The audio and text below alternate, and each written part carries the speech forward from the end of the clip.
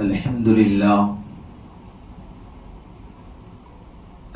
لله نحمده ونستعينه ونستغفره ونؤمن به ونتوكل عليه ونعوذ بالله من شرور أنفسنا ومن سيئات أعمالنا من يهده الله فلا مضل له ومن يضلله فلا هادي له ونشهد أن لا إله إلا الله وحده لا شريك له ونشهد أن سيدنا وسندنا ونبينا وحبيبنا وشفيعنا ومولانا وملجانا محمد صلى الله عليه وعلى آله وأصحابه وبارك وسلم تسليما كثيرا أما بعد فأعوذ بالله من الشيطان الرجيم بسم الله الرحمن الرحيم كل من عليها فان ويبقى وجه ربك ذو الجلال والإكرام فبأي آلاء ربكما تكذبان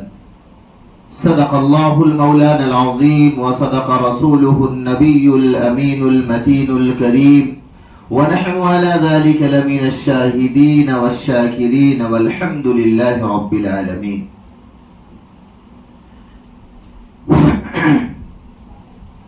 عزیزان گرامی، قابل احترام معزز حاضرین مجلس، میری پردہ نشین ماں اور بہنوں، السلام علیکم ورحمۃ اللہ وبرکاتہ. عزیزان گرامی، اللہ جل جلالہ و منوالہ کا بے انتہا فضل ہوا، اس کا کرم ہوا کہ رب تعالی شانہ نے ہمیں اپنے پیارے محبوب جناب محمد عربی صلی اللہ علیہ وسلم کی امت میں پیدا فرمایا. عزیزان گرامی، اللہ جل جلالہ و منوالہ نے ہمیں ایسے نبی کا امتی بنایا کہ جن کے انگلی مبارک کے اشارے سے چاند کے 2 ٹکڑے ہو جاتے. ہمیں ایسے نبی کے امتی بنایا کہ جس نبی نے انگلی مبارک کے اشارہ کو آسمان کی طرف کیا تو ڈوبا ہوا سورج بھی نکلنے پر مجبور ہو گیا. ہم ایسے نبی کی امت ہیں کہ اگر اپنی انگلی مبارک سے کسی درخت شجر کی طرف بھی اشارہ کر دے تو وہ زمین کے سینے کو چیر کر کے اور آقا مدنی جناب محمد عربی صلی اللہ علیہ وسلم کے سامنے آ کر سجدہ ریز ہو جاتا. عزیزان گرامی، وہ نبی اس امت کے لیے رات بھر تڑپ کر اللہ کے سامنے سجدہ ریز ہو کر کے دعائیں کرتا رہا کہ الہ العالمین میری امت کس طریقے سے جہنم سے بچ کر جنت میں جانے والی بن جائے. اور وہ طریقہ اللہ کے رسول صلی اللہ علیہ وسلم نے صحابہ اکرام رضوان اللہ تعالی علیہم اجمعین کو بتلا دیا کہ کس طریقے سے اللہ کے عذاب سے انسان بچ سکتا ہے. قرآن میں اللہ فرماتا ہے یا ایھا الذین آمنوا قوا انفسکم واہلیکم نارا، کہ اے ایمان والو اپنے آپ کو بچا لو، اپنے دوستوں کو بچا لو، اپنے رشتہ داروں کو بچا لو، اپنے والدین کو بچا لو، اپنے بھائی بہنوں کو بچا لو. قوا انفسکم واہلیکم نارا، کس سے؟ جہنم کی آگ سے. جہنم کی آگ اللہ کے رسول صلی اللہ علیہ وسلم نے فرمایا کہ بڑی خطرناک ہے.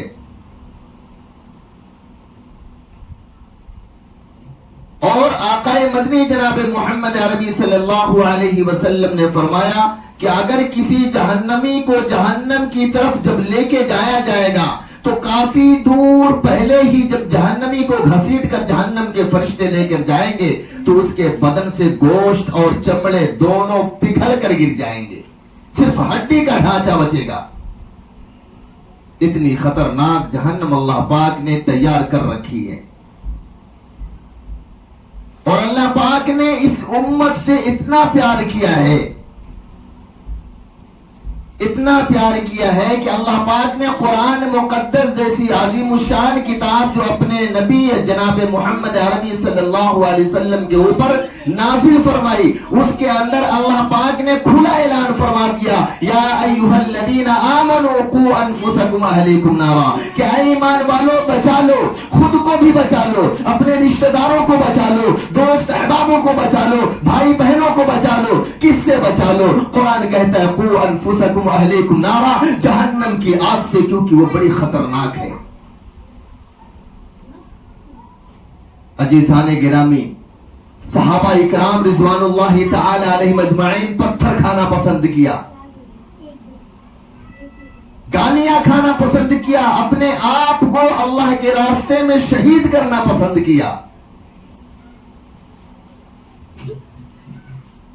لیکن اللہ کے پیارے رسول صلی اللہ علیہ وسلم کے طریقے کو نہیں چھوڑا۔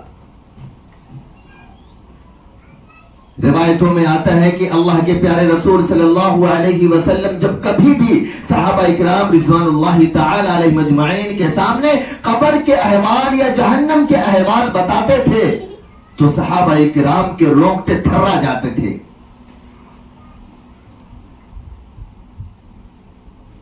حضرت بلال رضی اللہ تعالی عنہ مکہ المکرمہ میں ہیں، اللہ کے رسول صلی اللہ علیہ وسلم کے اوپر عاشق تھے، ایک غلام تھے یہ مکے کے اندر، ابو جہل کے غلام تھے۔ ابو جہل نے بڑی طرح طرح کی اذیتیں تکالیف پہنچائی ہیں۔ حدیث کی کتابوں میں ملتا ہے کہ ایک مرتبہ حضرت بلال رضی اللہ تعالی عنہ نے احد کہا تو مکہ کے ظالموں نے بہت بے دردی سے مارنا شروع کر دیا، مکے کے میدان میں گھسیٹ کر لایا گیا۔ مکے کے بڑے بڑے چودھری، بڑے بڑے مالدار تھے،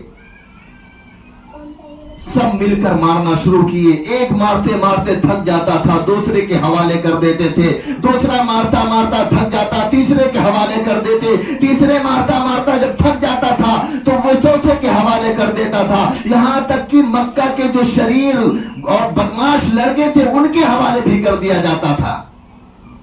اور جب تھک جاتے تھے تو حدیث کی کتابوں میں لکھا ہے کہ پتھر اٹھاتے تھے، بھاری پتھر کو، اور حضرت بلال رضی اللہ تعالی عنہ کے سینے مبارک کے اوپر پٹک دیتے تھے، چیخیں نکل جاتی تھی، لیکن وہ احد کہنا نہیں بند کرتے تھے۔ ایک مرتبہ مکہ کے ظالموں نے جب پتھر پٹکا سینے کے اوپر مار مار کر بے حال کر دیا، اور یہ مکہ کے میدان کے اندر چت پڑے ہوئے ہیں، بدن خون میں لہو لہان ہے، بدن زخموں سے چور چور ہے۔ اسی راستے سے سیدنا صدیق اکبر رضی اللہ تعالیٰ عنہ کا گزر ہوتا ہے، دیکھتے ہیں کہ بلال تو یہ چٹھیل میدان میں لہو لہان پڑا ہوا ہے، اس کے بدن پہ کافی زخم ہے، اور یہ چیخ چیخ کر کے رو رو کر کے اس کا برا حال ہے، اس کو کس نے مارا ہے؟ سیدنا صدیق اکبر رضی اللہ تعالیٰ عنہ پہنچتے ہیں حضرت بلال رضی اللہ تعالیٰ عنہ کے پاس اور کہتے ہیں کہ بلال، ان کے سینے کے سے چکی کے پتھر کو ہٹایا اور بیٹھا کر کہنے لگے بلال تجھے کس نے مارا ہے؟ انہوں نے کہا کہ میرا بادشاہ مجھے مارا ہے، مکہ کے بڑے بڑے جو ظالم ہے، ابو جہل ہے، ابو لہب ہے، انہوں نے مجھے بہت مارا ہے، اور مکہ کے شریر بدماش جو لڑکے ہیں ان کے حوالے کر دیا، انہوں نے مجھے بہت مارا۔ حضرت ابو بکر صدیق رضی اللہ تعالیٰ عنہ فرمانے لگے تجھے آخر کیوں مارا بلال؟ انہوں نے کہا میں نے صرف احد کہا تھا کہ اللہ ایک ہے، اللہ ایک ہے، اس کی وجہ سے ان ظالموں نے میرے ساتھ یہ ظلم کیا ہے۔ سیدنا صدیق اکبر رضی اللہ تعالیٰ عنہ حدیث مبارکہ کی کتابوں میں لکھا ہے کہ ان کو اٹھا کر لے کر آتے ہیں، ان کے زخموں کو دھلتے ہیں اور پانی وغیرہ پلاتے ہیں، کہتے ہیں بلال ٹھیک ہے واپس جاؤ، اب احد نہیں کہنا۔ پھر کچھ دن کے بعد مکہ کے ظالموں نے حضرت بلال رضی اللہ تعالی عنہ کو اسی طرح سے اذیتیں پہنچانی شروع کر دی اور اسی جگہ پر مارتے مارتے لے کر گئے اور سینے کے اوپر پتھر بھاری پٹک دیا اور چیخیں نکل گئی. واپس صدیق اکبر رضی اللہ تعالیٰ عنہ کا اسی راستے سے گزر ہوتا ہے. دیکھتے ہیں کہ پھر آج بلال اسی جگہ پہ تڑپ رہا ہے, اس کے بدن سے لہو ٹپک رہے ہیں, جگہ جگہ پر بدن میں زخم ہو گئے ہیں اور بلال تڑپ رہا ہے. حضرت صدیق اکبر رضی اللہ تعالیٰ عنہ پہنچتے ہیں اور کہتے ہیں آج کس نے مارا, اے بلال آج تجھے کس نے مارا؟ واپس حدیث کی کتابوں میں آیا ہے کہ صدیق اکبر رضی اللہ تعالیٰ عنہ نے اس پتھر کو اٹھا کر سائڈ کیا اور صدیق اکبر رضی اللہ تعالیٰ عنہ نے جب پوچھا تو حضرت بلال کہنے لگے وہی مکہ کے ظالموں نے مجھے مارا ہے, مکہ کے مشرکوں نے مجھے مارا ہے, مکہ کے شریر لڑکوں نے مجھے مارا ہے. صدیق اکبر رضی اللہ تعالیٰ عنہ نے فرمایا کیوں مارا؟ انہوں نے کہا میں نے عہد کہا تھا اس لیے وہ مکہ کے ظالموں نے مجھے بہت مارا. صدیق اکبر رضی اللہ تعالیٰ عنہ حدیث کی کتابوں میں لکھا ہے کہ وہ اٹھاتے ہیں اور بیٹھاتے ہیں اور ان کے زخم کو صاف کرتے ہیں اور کہتے ہیں اے بلال. اب صدیق اکبر رضی اللہ تعالیٰ عنہ کہنے لگے اے بلال عہد مت کہنا, اگر تجھے عہد کہنا ہو تو دل میں کہہ لیا کرنا. انہوں نے کہا کہ اے ابو بکر میں کس طرح نہ عہد کہوں کیونکہ وہ نام ہی ایسا ہے میرے زبان پہ آ جاتا ہے. صدیق اکبر رضی اللہ تعالیٰ عنہ نے کہا ٹھیک ہے لیکن دل کے اندر کہہ لیا کرنا. واپس جانے لگتے ہیں, پیچھے سے حضرت بلال رضی اللہ تعالیٰ عنہ نے کپڑے کو پکڑتے ہیں اور کہتے ہیں اے صدیق تو مجھ سے عمر میں بڑا ہے, تو مجھ سے عمر میں بڑا ہے, لیکن تو یہ بات بتا اگر تو مکہ کی مارکیٹ کے اندر کسی مٹی کے برتن کو لینے جائے گا تو اس مٹی کے برتن کو لینے سے پہلے 10 مرتبہ ٹھوک کے دیکھے گا کہیں اس کے اندر سوراخ تو نہیں ہے, کہیں اس کے اندر لیکیج تو نہیں ہے. اسی طریقے سے اللہ پاک نے میرے دل کے اندر ایمان جیسی دولت رکھا ہے, ایمان کے برتن کو رکھا ہے, وہ بھی مجھے روز ٹھوک ٹھوک کے دیکھتا ہے کہ بلال کے دل سے ایمان کہیں خارج تو نہیں ہو رہا, بلال کے دل میں کہیں سوراخ تو نہیں ہے. اے بلال, اے ابو بکر تو جب مکہ کی مارکیٹ میں جاتا ہے مٹی کے برتن کو لیتا ہے تو اس کو 10 مرتبہ ٹھوک بجا کر دیکھتا ہے, تو کیا میرا رب میرے دل کو ٹھوک بجا کر نہیں دیکھ سکتا کہ بلال کے دل کے اندر ایمان ہے یا نہیں ہے؟ اے ابو بکر اگر میری جان بھی چلی جائے تو میں عہد کہنا نہیں بند کروں گا. اللہ کے رسول صلی اللہ علیہ وسلم جب حضرت بلال رضی اللہ تعالیٰ عنہ کو غلام سے آزاد کروایا, اپنی خدمت میں لے لیے اور اللہ کے رسول صلی اللہ علیہ وسلم کے پاس روز 50, 100, 150 مہمان آیا کرتے تھے. اور جب بھی مہمان آتے اللہ کے پیارے رسول صلی اللہ علیہ وسلم حضرت بلال رضی اللہ تعالیٰ عنہ کو حکم دیتے, کیونکہ مال و زر رہتا نہیں تھا, قرض پہ کہیں سے پیسے وغیرہ لاتے اور مہمان نوازی کرتے, مہمانوں کو کھانا کھلاتے, پانی پلاتے, ان کی ضرورتوں کا خیال کرتے, کپڑے وغیرہ بھی دیتے, اور جب کہیں سے کچھ مال آ جاتا تو وہ قرض ادا کر دیتے. ایک دن بہت سارے مہمان آئے, اللہ کے رسول صلی اللہ علیہ وسلم نے فرمایا بلال سمجھ جاتے تھے کہ مجھے کہیں سے قرض لانا ہے اور مہمان آئے ہوئے ہیں. حضرت بلال رضی اللہ تعالی عنہ جاتے قرض لینے کے لیے نکل گئے, راستے میں ایک یہودی ملا. اس یہودی نے کہا بلال کہاں جا رہے ہو؟ انہوں نے کہا کہ جا رہے ہیں کسی کے پاس قرض لینے کے لیے. بولے کتنا چاہیے؟ میں دے دیتا ہوں, جتنا چاہیے لے لو مجھ سے. انہوں نے کہا ٹھیک ہے بھائی, مجھے 10 کے پاس جانے کی ضرورت نہیں, جب تمہارے پاس پورا مل جائے گا تو لے لیے. وقت متعین ہو گیا کہ 8 ہفتے میں آپ کو قرض کی ادائیگی کرنی ہے.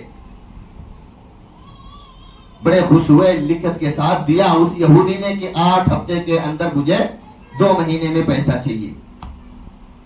لے کر آئے اور کھانا ہونا بنا اور مہمان نوازی خوب ہوئی, مہمانوں کے لیے کھانے لگے, کھانا کھلائے اور واپس بھیج دیے. 4 ہفتہ گزرا تھا, 1 مہینہ. حضرت بلال رضی اللہ تعالیٰ عنہ اس راستے سے جا رہے تھے, وہ یہودی اپنے دوستوں کے ساتھ بیٹھا ہوا تھا. انہوں نے کہا وہ حبشی, یہودی نے کہا وہ حبشی, وہ کالے کلوٹے ادھر آ. میں نے تجھے قرض دیا تھا، مجھے قرض واپس دے۔ حضرت بلال رضی اللہ تعالیٰ عنہ نے فرمایا میرے بھائی مجھے یاد ہے آپ نے مجھے قرض دیا تھا، لیکن اس کی مدت بھی کچھ طے ہوئی تھی، ابھی تو 4 ہی ہفتے ہوئے ہیں، 8 ہفتے کا آپ نے ٹائم دیا تھا۔ اس یہودی نے کہا نہیں مجھے کچھ نہیں سننا ہے، مجھے صبح تک میرے قرض کو چاہیے، اور اگر صبح تک تم نے قرض واپس نہیں کیا تو جس طریقے سے پہلے تو غلام تھا اسی طریقے سے اب تو میرا غلام ہو جائے گا، اور اسی طریقے سے میں تجھے تیرے اوپر ظلم کرتا رہوں گا، تجھے مارتا رہوں گا۔ جس طریقے سے وہ پتھر تیرے سینے پہ پٹکتے تھے ویسے میں بھی مکے کے میدان کے اندر لا کر گھسیٹ کر اور تجھے ماروں گا بھی، تیرے سینے پر پتھر بھی پٹکوں گا۔ حضرت بلال رضی اللہ تعالیٰ عنہ بڑے پریشان ہوئے،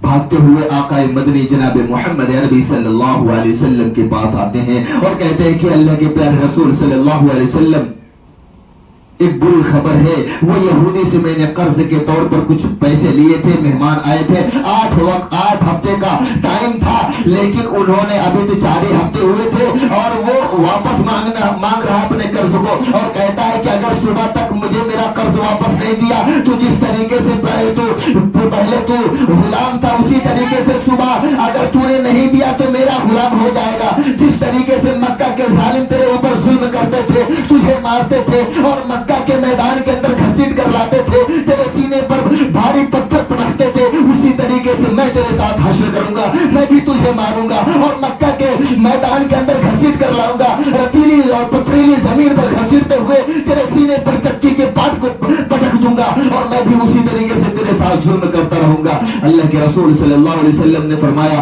اے بلال پھر کیا جائے؟ حضرت بلال رضی اللہ تعالیٰ عنہ نے کہا اے اللہ کے رسول صلی اللہ علیہ وسلم ہمارے پاس تو اس کے قرض دینے کے لیے کوئی بھی سامان نہیں ہے، ہمارے پاس کوئی پیسے درہم نہیں ہے، درہم نہیں ہے۔ اللہ کے رسول صلی اللہ علیہ وسلم نے فرمایا اے بلال پھر کیا جائے؟ حضرت بلال کہتے ہیں اللہ کے رسول میں تو یہاں سے مکہ چھوڑ کر کچھ دنوں کے لیے کہیں دور چلا جاتا ہوں، اور واپس جب میں 4 ہفتے کے بعد آ جاؤں گا تب تک کچھ انتظام ہو جائے گا، اور ہم خلاف ورزی بھی کام نہیں کریں گے، کیونکہ اس نے 8 ہفتے کا ٹائم دیا تھا اور لکھت کے ساتھ دیا تھا، ہم تو ان کے ساتھ ظلم نہیں کر رہے۔ اللہ کے رسول نے فرمایا ٹھیک ہے۔ حضرت بلال کہنے لگے رات کا وقت جب ہوئے گا تو میں رات کے سناٹے میں نکل جاؤں گا۔ اللہ کے رسول نے فرمایا تمہاری مرضی۔ رات کا وقت ہوا، 2-3 جوڑی کپڑے پیک کیے، تہجد کے وقت آدھی رات میں نکلنے کا ارادہ بنا لیے کہ یہاں سے اب میں تو چلا جاؤں گا اور 4 ہفتے کے بعد آؤں گا، ان کا قرض واپس دینا ہے، جب تک کچھ انتظام بھی ہو جائے گا۔ 2 رکعت پہلے سوچے 2 رکعت نماز پڑھ لیں، اس کے بعد پھر یہاں سے نکل جائیں گے۔ 2 رکعت نماز پڑھی اور نماز پڑھنے کے بعد اپنا تھیلا اٹھایا، گھر کے باہر نکلنے لگے، دروازے پر ایک صحابی کھڑے ہیں، انہوں نے کہا کہ اے بلال اللہ کے رسول صلی اللہ علیہ وسلم آپ کو بلا رہے۔ انہوں نے کہا بھائی بڑا اچھا ہوا کہ ابھی تو آگے پہنچ گیا، ورنہ میں نکلنے والا تب تک نکل جاتا۔ بھاگتے ہوئے اللہ کے رسول صلی اللہ علیہ وسلم کے حجر مبارکہ کے اندر جاتے ہیں اور دیکھتے ہیں کہ آقا مدنی جناب محمد عربی صلی اللہ علیہ وسلم جائے نماز کے اوپر سجدے کی حالت میں زارو قطار رب تعالی شانہ کے سامنے رو رہے ہیں، گر گڑا رہے ہیں۔ حضرت بلال رضی اللہ تعالیٰ عنہ جا کر بغل میں بیٹھ جاتے ہیں۔ نماز سے فارغ ہونے کے بعد آقا مدنی جناب محمد عربی صلی اللہ علیہ وسلم نے فرمایا اے بلال کہاں جا رہے ہو؟ بلال نے کہا کہ اللہ کے رسول میں نے آپ کو بتلایا تھا، وہ یہودی مجھے بولا ہے اور کہ تجھے میں غلام صبح بنا لوں گا اور صبح ہونے سے پہلے میں نکل جاؤں گا، 4 ہفتے کے بعد میں آ جاؤں گا۔ لیکن اللہ کے رسول صلی اللہ علیہ وسلم کی ذات اقدس پر قربان جائیے، انہوں نے فرمایا بلال تمہیں کہیں جانے کی ضرورت نہیں ہے، سامنے پہاڑ دکھ رہا ہے، اس پہاڑ کے پیچھے چلے جاؤ اور وہاں پر بہت سارا مال و زر رکھا ہوا، اس کو لے کر آ جاؤ۔ حضرت بلال رضی اللہ تعالیٰ عنہ بڑے خوش ہوئے اور وہ پہاڑ کے پیچھے جاتے ہیں تو دیکھتے ہیں 10 اونٹ پر مال و زر، اشرفیاں، سونے چاندی، کپڑے، زیورات، کھانے پینے کی چیزیں لد کر کھڑے ہوئے ہیں۔ حضرت بلال رضی اللہ تعالیٰ عنہ 10 اونٹوں کو لے کر آتے ہیں اور کہتے ہیں کہ اللہ کے رسول صلی اللہ علیہ وسلم اس پہ تو 10 اونٹ ہیں. اللہ کے رسول صلی اللہ علیہ وسلم نے پوچھا کہ وہ یہودی کا قرض کتنا تھا. حضرت بلال رضی اللہ تعالیٰ عنہ نے فرمایا اس پہ 2 اونٹ میں اس کا قرض ادا ہو جائے گا. اللہ کے رسول صلی اللہ علیہ وسلم نے فرمایا اے بلال 2 اونٹ لو اور ابھی اسی وقت ہی اس یہودی کے گھر پر جاؤ اور اس کے قرض کو ادا کرنے کے بعد واپس آؤ. حضرت بلال رضی اللہ تعالیٰ عنہ 2 اونٹ کو لیتے ہیں جس پر مال و زر لدا ہوا ہے, اس یہودی کے گھر پر جاتے ہیں اور اس کے قرض کی ادائیگی کرنے کے بعد واپس آتے ہیں اور آ کر کہتے ہیں کہ اللہ کے رسول میں نے دے کر آ گیا. اللہ کے رسول صلی اللہ علیہ وسلم نے فرمایا ابھی کتنا مال ہے؟ حضرت بلال کہنے لگے کہ اللہ کے رسول 8 اونٹ پر مال و زر رکھا ہوا ہے. اللہ کے رسول صلی اللہ علیہ وسلم نے فرمایا مکہ کے سارے غریبوں اور یتیموں مسکینوں بیواؤں کے اندر سارے مالوں کو بانٹ دو اور جس وقت تک مال نہیں ختم ہوگا اس وقت تک میں یہیں پہ رہوں گا, یہاں سے میں ہلنے والا نہیں ہوں, میں گھر پر بھی نہیں جاؤں گا. سارا نظام فجر سے پہلے شروع ہوتا ہے, فجر کا وقت ہوتا ہے, ظہر کا وقت ہوتا ہے. اللہ کے رسول صلی اللہ علیہ وسلم اسی جگہ پر بیٹھے ہوئے ہیں, نہ کھانا کھانے جا رہے, نہ پانی پینے جا رہے, نہ گھر پہ جا رہے. حضرت اللہ کے رسول صلی اللہ علیہ وسلم نے حضرت بلال رضی اللہ تعالیٰ عنہ کو بلایا اور کہا کہ بلال کیا ہوا؟ انہوں نے کہا کہ اللہ کے رسول صلی اللہ علیہ وسلم ابھی آدھا باقی, آدھا ختم ہوا ہے. اللہ کے رسول نے فرمایا ٹھیک ہے بانٹو, سارے بانٹ دو, سارے مال و زر کو تقسیم کر دو, سارے مکے کے غریبوں میں, یتیموں میں, مسکینوں میں اور سارے گھروں پر پہنچ جانا چاہیے. ایک اس میں سے ایک شخص بھی بچنا نہیں چاہیے. اور جس وقت تک یہ پورا ختم نہیں ہوتا میں گھر پر نہیں جانے والا. حدیث کی کتابوں میں لکھا عصر کا بھی وقت ہوا, مغرب کا بھی وقت ہوا, عشاء کا بھی وقت ہوا. عشاء کی نماز کے بعد پھر اللہ کے رسول صلی اللہ علیہ وسلم نے حضرت بلال کو بلاتے ہیں اور کہتے ہیں بلال, اے بلال ابھی بتائیے پورا ختم ہوا یا نہیں؟ حضرت بلال نے کہا کہ اللہ کے رسول ابھی 1 اونٹنی کا مال باقی ہے.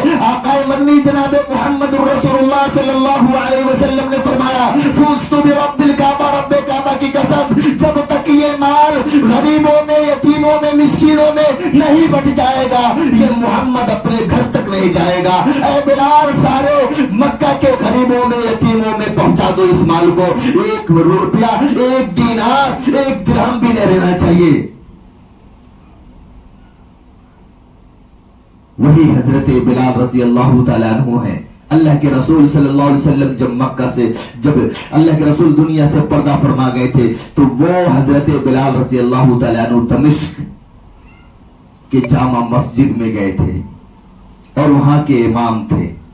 ان کے مرنے کا وقت جب آیا تو اللہ کے رسول صلی اللہ علیہ وسلم نے فرمایا تھا, دنیا کے اندر اللہ کے رسول نے فرما دیا کہ 1 مرتبہ اے بلال فجر کی نماز کے بعد کا آقا مدنی جناب محمد عربی صلی اللہ علیہ وسلم کا معمول تھا, سارے صحابہ کو بیٹھاتے تھے اور سب سے پوچھتے تھے کس نے کوئی خواب دیکھا ہو تو وہ بتلائے, اس کی تعبیر میں بتلاتا ہوں. لیکن ایک دن اللہ کے رسول صلی اللہ علیہ وسلم نے خود فرمایا آج آپ میں سے کوئی اپنا خواب نہیں سنائے گا, آج محمد اپنا خواب سنائے گا, آج محمد اپنا خواب سنائے گا. اللہ کے رسول صلی اللہ علیہ وسلم نے فرمایا اے بلال, اے میرے صحابہ آپ لوگ سنیے, میں رات میں سویا ہوا تھا, 2 فرشتے آتے ہیں اور مجھے لے کر جاتے ہیں. ایک فرشتہ میرا رائٹ بازو پکڑتا ہے اور دوسرا فرشتہ میرا لیفٹ بازو پکڑتا ہے اور مجھے لے کر جانے لگتے ہیں. پہلے آسمانوں کا سفر ہوتا ہے, دوسرے آسمانوں کا سفر ہوتا ہے, تیسرے آسمانوں کا سفر ہوتا ہے, یہاں تک کہ 7ویں آسمانوں کا سفر ہوا. اس کے بعد جنتوں کا سفر ہوتا ہے. میں جب جنت کے قریب پہنچا تو مجھے فرشتے نے کہا کہ اللہ تعالیٰ شانہ نے یہ جنت بنائی ہے, اس جنت کا حقدار آپ کی امت ہے, یا آپ کی امت کے صدقے میں اللہ نے بنائی ہے, اللہ پاک نے آپ کی امت کے صدقے میں بنائی ہے. اے نبی آپ جنت کا دیدار کر لیں. اللہ کے رسول صلی اللہ علیہ وسلم نے فرمایا جب مجھے فرشتے اس جنت کے اندر لے کے جانا چاہا تو دیکھا میرے کانوں کے اندر ایسی آواز آئی کہ جنت میں مجھ سے پہلے کوئی چل رہا ہے. میں نے پوچھا اے جبرائیل, وہ بولے اللہ کے رسول نے وہ کوئی عام فرشتے نہیں تھے, ایک جبرائیل تھا, دوسرا میکائیل تھا. میں نے پوچھا جبرائیل یہ جنت میں کون ہے؟ اللہ جبرائیل امین نے فرمایا اے اللہ کے رسول صلی اللہ علیہ وسلم یہ جنت میں کوئی نہیں ہے, مکے کے اندر تمہارا غلام جو ہے ابو بلال, حضرت بلال رضی اللہ تعالیٰ عنہ جب مکے کے اندر چلتا ہے اس کے قدم کی آہٹ یہ جنت میں سنائی دیتی ہے. اللہ کے رسول صلی اللہ علیہ وسلم نے فرمایا اے بلال تیری جنت کی آہٹ تو مکے میں چلتا ہے نا، تیری جنت میں تیرے قدموں کی آہٹ سنائی دیتی ہے۔ اے بلال تیرا مقام اللہ نے بڑا اونچا رکھ دیا۔ حضرت بلال زاروں قطار رونے لگے اور کہنے لگے اللہ کے رسول صلی اللہ علیہ وسلم میری یہ مجال کیا کہ میں آپ سے پہلے جنت میں چلا جاؤں۔ اللہ کے رسول صلی اللہ علیہ وسلم نے فرمایا اے بلال اس کی خواب کی تعبیر تو سن لے، تو پہلے جنت میں نہیں جائے گا، لیکن جس اونٹنی پر بیٹھ کر محمد جنت میں داخل ہوگا اس اونٹنی کی رسی تیرے ہاتھ میں ہوگی، سب سے پہلے تیرا قدم مبارک جو ہے جنت میں پڑے گا، اس کے بعد میری اونٹنی داخل ہوگی۔ وہی بلال رضی اللہ تعالیٰ عنہ دمشق میں دمشق کی جامع مسجد میں امام ہے، اور وہ آخری وقت ان کا قریب جب آتا ہے تو اپنی بیوی سے کہتے ہیں کہ اے میرے شریک حیات، آج اللہ پاک اللہ کے رسول صلی اللہ علیہ وسلم رات میں میرے خواب کے اندر آئے تھے اور فرمائے تھے کہ اے بلال تو آج وہاں پر اپنی بیوی کے ساتھ سحری کر لے، آج تو روزہ رکھ لینا اور افطار تو میرے دسترخوان پر کرے گا جنت کے اندر۔ اے میری شریک حیات، آج مجھے پتا ہے کہ میں آج چلا جاؤں گا۔ ان کی بیوی زارو قطار رونے لگتی ہے۔ مرنا تو سب کو ہے، قرآن میں اللہ فرمایا کل من علیہا فان، اس زمین کے اوپر جتنے بھی جاندار ہیں سب کو موت آنی ہے، سب کو موت کا مزہ چکھنا ہے۔ قرآن کہتا ہے کل نفس ذائقۃ الموت، ہر نفس کو، ہر جاندار کو موت کا مزہ چکھنا ہے، موت کا مزہ چکھنا ہے۔ قرآن میں اللہ فرماتا ہے کل من علیہا فان ویبقى وجہ ربک ذو الجلال والاکرام فبأی آلاء ربکما تکذبان، اس ساری زمین کے اوپر جتنے بھی جاندار ہیں سب کو موت کا مزہ چکھنا ہے، اور رب تعالی شانہ ہمیشہ زندہ ہے۔ تم اپنے رب کی کون سی نعمتوں کو جھٹلاؤ گے؟ وہ حضرت بلال رضی اللہ تعالیٰ عنہ دمشق میں ہے، آخری وقت ہے، اپنی بیوی سے کہتے ہیں کہ آج میرا آخری وقت ہے، آخری سانسیں چل رہی ہے۔ حضرت بلال رضی اللہ تعالیٰ عنہ کی شریک حیات زاروں قطار رونے لگتی ہے اور کہتی ہے کہ آج تو میں بیوہ ہو جاؤں گی، آج تو میں بیوہ ہو جاؤں گی، میرا پرسان حال کون رہے گا؟ انہوں نے کہا میری بیگم آپ خوش رہیں کیونکہ آج میرا خوشی کا دن ہے۔ آج میں اللہ کے رسول میرے خواب کے اندر آئے تھے اور کہتے کہ اپنی بیوی کے دسترخوان پر سحری کر لینا، آج تو میرا اللہ کے رسول صلی اللہ علیہ وسلم نے انتظار فرما رہے ہیں اور میرا دسترخوان اللہ کے رسول صلی اللہ علیہ وسلم کے دسترخوان پر آج میری افطار ہوگی۔ میری بیوی آج تو خوش ہو جا، تمہارا شوہر اللہ کے رسول صلی اللہ علیہ وسلم کے دسترخوان پر افطار کرے گا۔ حدیث کی کتابوں میں لکھا ہے کہ ان کی بیوی بہت زیادہ قطار رو رہی تھی، اتنے میں دمشق کی جامع مسجد میں مغرب کی اذان ہونے لگی، اللہ اکبر اللہ اکبر، ادھر اذان ہوئی اور ادھر حضرت بلال رضی اللہ تعالیٰ عنہ کی زبان مبارکہ سے کلمہ طیبہ جاری ہوتا ہے، اشہد ان لا الہ الا اللہ و اشہد ان محمد عبدہ و رسولہ، اور روح پرواز کر جاتی ہے۔ اور حضرت بلال رضی اللہ تعالیٰ عنہ جب ان کی روح پرواز کرنے کا وقت ہوا تھا تو اپنی بیوی سے کہا دیکھو آسمان کی طرف جب ان کی بیوی نظر کرتی ہے تو آسمان سے پردے ہٹتے ہیں اور جنت کے اندر دسترخوان لگا ہوا نظر آتا ہے۔